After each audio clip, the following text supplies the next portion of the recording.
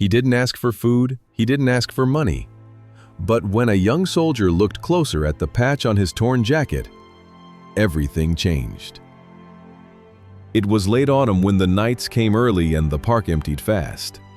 The old man claimed the same bench every evening, under a flickering lamp that never stayed fully lit. He never begged, never spoke, just sat with his shoulders hunched, a frayed army blanket over his knees, and a battered duffel bag wedged against his hip like a shield. Most people passed him without seeing him. Some pulled their kids closer. Some whispered things they'd never say if they knew the truth. But he didn't react. He just watched the leaves fall one by one, until the cold drove him to pull the blanket tighter. Private First Class Evan Miller jogged this path every night. Fresh out of basics stationed 3 miles away, trying to keep his mind clear before lights out. He'd seen the old man before, but never really looked.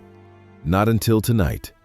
Not until the wind caught the man's coat just right, and Evan saw something that made him slow down mid-stride. A patch. Faded, black thread barely clinging to the coat's shoulder. It wasn't a unit you saw on thrift store jackets or cheap military surplus. Evan had spent enough late nights reading about the ones who came before him to know exactly what he was looking at. He stopped jogging, just stood there catching his breath, eyes locked on that patch. The old man didn't move, didn't flinch. For a second, Evan wondered if he'd imagined it. The crossed arrows, the silent insignia that only meant one thing: long-range recon patrol. Vietnam, Cambodia, Laos, missions that didn't exist on paper. Evan stepped closer, boots crunching over dead leaves. He cleared his throat. "Sir." The old man didn't respond. Evan tried again, softer this time. "I'm sorry, but your patch, were you with LRPs?" The old man shifted just enough to let the coat fall back into place, covering the insignia again. He didn't look at Evan. He just stared straight ahead at the dark trees beyond the path. When he finally spoke, his voice was rough but calm. "Does it matter?" Evan hesitated. He wanted to say yes, that it mattered to him, that men like him were the reason kids like Evan signed up at all. But the old man didn't seem to want answers, only the question. So Evan just nodded. "Yes, sir. To me, it does." A crow barked somewhere above them. The street lamp flickered once more, buzzing like it might give up for good. The old man's eyes didn't leave the darkness. "Long time ago," he said. "Long enough that nobody cares." Evan swallowed. "I care." A passing car slowed, headlights sweeping across the bench. For a second, the old man's face was clear.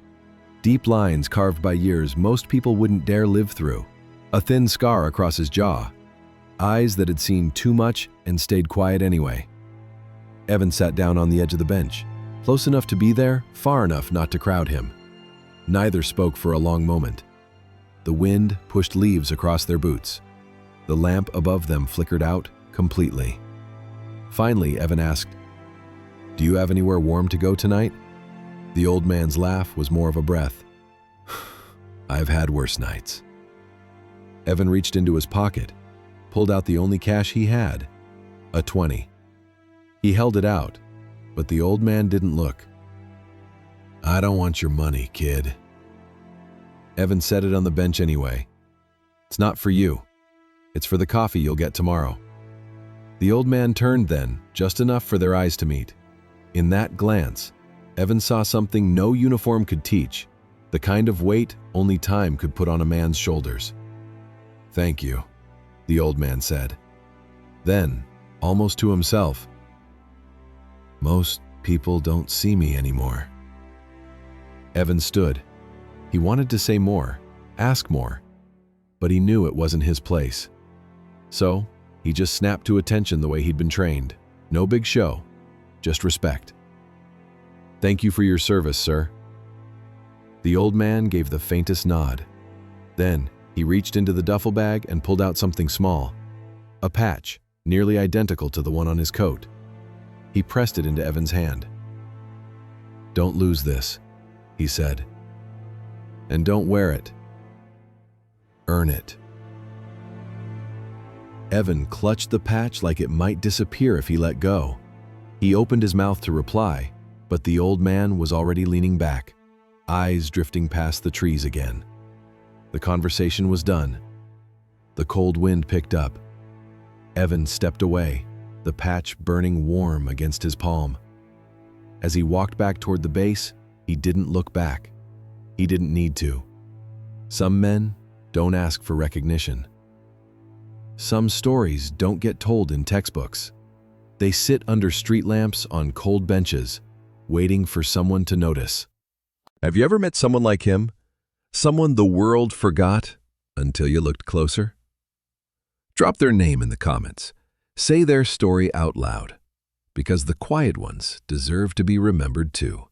If this story moved you, subscribe to the Human Stories. We tell the ones nobody else does.